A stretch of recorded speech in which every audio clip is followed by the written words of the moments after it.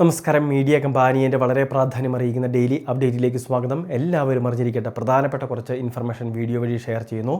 ഏറ്റവും ആദ്യത്തെ പ്രധാന അറിയിപ്പ്, പ്രധാനമന്ത്രി കിസാൻ സമ്മാൻ നിധി പദ്ധതിയുടെ 2000 രൂപയുടെ വിതരണം നാളെ നവംബർ മാസം 19-ാം തീയതി ബുധനാഴ്ച ഉച്ച കഴിഞ്ഞ് ആരംഭിക്കുകയാണ്.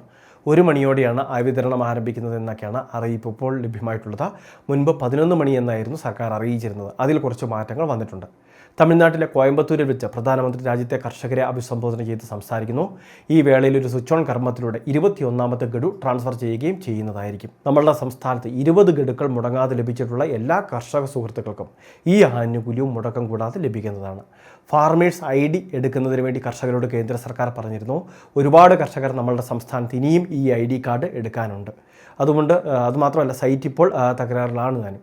അതുകൊണ്ടാണ് ഇളവുകളോടെ വിതരണം ചെയ്യുന്നത്. അവർക്കെല്ലാം ഈ പ്രാവശ്യത്തെ സഹായവും ക്രെഡിറ്റ് ആവുന്നതായിരിക്കും.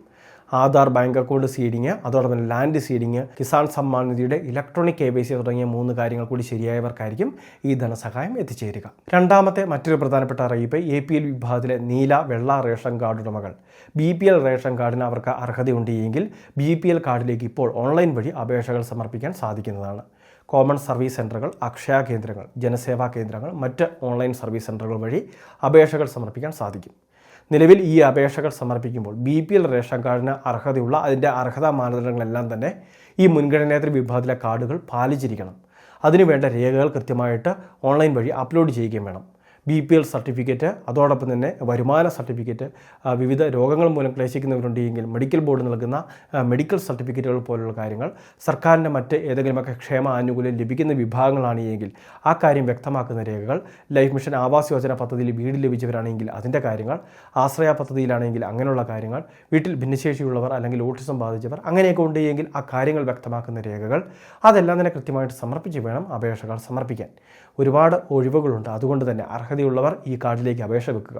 അമ്മമാർക്ക് പ്രതിമാസം 1000 രൂപ ലഭിക്കുന്ന പദ്ധതികൾ, യുവജനങ്ങൾക്ക് 1000 രൂപ ലഭിക്കുന്ന സ്കോളർഷിപ്പ് സ്കീമുകൾ, സൗജന്യ അരി, ആട്ട, അതോടൊപ്പം തന്നെ ഗോതമ്പ് പോലുള്ള ആനുകൂല്യങ്ങൾ, ഇതെല്ലാം തന്നെ ഇത്തരം റേഷൻ കാർഡുകൾക്ക് ലഭിക്കുന്നതായിരിക്കും. മൂന്നാമത്തെ മറ്റൊരു പ്രധാനപ്പെട്ട അറിയിപ്പ്, മംഗല്യ സമൃദ്ധി എന്ന വിവാഹ ധനസഹായ പദ്ധതിയിലേക്കുള്ള രജിസ്ട്രേഷൻ നടന്നുകൊണ്ടിരിക്കുകയാണ്. ഓൺലൈൻ വഴിയല്ല അപേക്ഷകൾ, ഓഫ്ലൈൻ വഴിയാണ്. നമ്മൾ അപേക്ഷാ ഫോം ഡൗൺലോഡ് ചെയ്തെടുത്ത് അത് പൂരിപ്പിച്ച് അനുബന്ധ രേഖകൾ അറ്റാച്ച് ചെയ്ത് നമ്മൾ അപേക്ഷകൾ തപാൽ വഴി അയച്ചു കൊടുക്കുകയാണ്. മുന്നോക്ക സമുദായ കോർപ്പറേഷൻ്റെ തിരുവനന്തപുരത്തേക്കുള്ള വിലാസത്തിലേക്കാണ് അയച്ചു കൊടുക്കേണ്ടത്. മുന്നോക്ക സമുദായങ്ങൾ ഉൾപ്പെടുന്ന, അതായത് ജനറൽ വിഭാഗങ്ങളിലൊക്കെ ഉൾപ്പെടുന്ന, സാമ്പത്തികമായിട്ട് പിന്നോക്കം നിൽക്കുന്നവർക്ക് മുൻഗണന നൽകിയാണ് 70,000 രൂപയോളം ഒരു പെൺകുട്ടിക്ക് എന്ന രീതിയിൽ അവരുടെ കുടുംബത്തിന് വേണ്ടി സർക്കാർ നൽകുന്നത്. 2025 ജനുവരി 1 മുതൽ 2025 ഒക്ടോബർ 31 വരെയുള്ള കാലയളവിൽ വിവാഹം ചെയ്തു പോയിട്ടുള്ള പെൺമക്കളുടെ രക്ഷിതാക്കളായിരിക്കണം അപേക്ഷകൾ വയ്ക്കേണ്ടത്. ഇനി രക്ഷിതാക്കൾ മരണപ്പെട്ടവരാണെങ്കിൽ പെൺകുട്ടിക്കും അപേക്ഷ സമർപ്പിക്കാം. ഇതിനെ സംബന്ധിച്ച് വിശദമായിട്ട് എല്ലാ വിവരങ്ങളും ഉൾപ്പെടുന്ന ഒരു വീഡിയോ നമ്മുടെ ചാനലിൽ ചെയ്തിട്ടുണ്ടായിരുന്നു. ആ വീഡിയോ കണ്ട് മനസ്സിലാക്കുകയും അപേക്ഷകൾ എത്രയും വേഗം സമർപ്പിക്കുകയും വേണം. നിലവിൽ ഇപ്പോൾ അപേക്ഷ തീയതി നവംബർ 19 വരെയാണ്. ചിലപ്പോൾ അത് ദീർഘിപ്പിക്കാൻ സാധ്യതയുണ്ട്. ഏറ്റവും അവസാനത്തെ പ്രധാന അറിയിപ്പ്, വിദ്യാസമൃദ്ധി എന്ന് പറയുന്ന മുന്നോക്ക സമുദായ കോർപ്പറേഷൻ നൽകുന്ന സ്കോളർഷിപ്പ്. ഹൈസ്കൂൾ തലം മുതൽ ഉയർന്ന ഏത് കോഴ്സുകൾ പഠിക്കുന്നവർക്കും സ്കോളർഷിപ്പ് ഉണ്ട്. മറ്റ് സ്കോളർഷിപ്പ് ആനുകൂല്യങ്ങൾ ലഭിക്കുന്നവരാണെങ്കിൽ ഇതിലേക്ക് അപേക്ഷിക്കേണ്ടതില്ല. അപേക്ഷയുടെ രജിസ്ട്രേഷൻ തീയതികളെല്ലാം തന്നെ ഓൺലൈൻ വഴിയാണ് രജിസ്ട്രേഷൻ. അതിൻ്റെ തീയതികൾ നവംബർ 19-ന് അവസാനിക്കുകയാണ്. 25,000 രൂപ വരെയാണ് പരമാവധി സ്കോളർഷിപ്പ് തുകയായിട്ട് ലഭിക്കുക.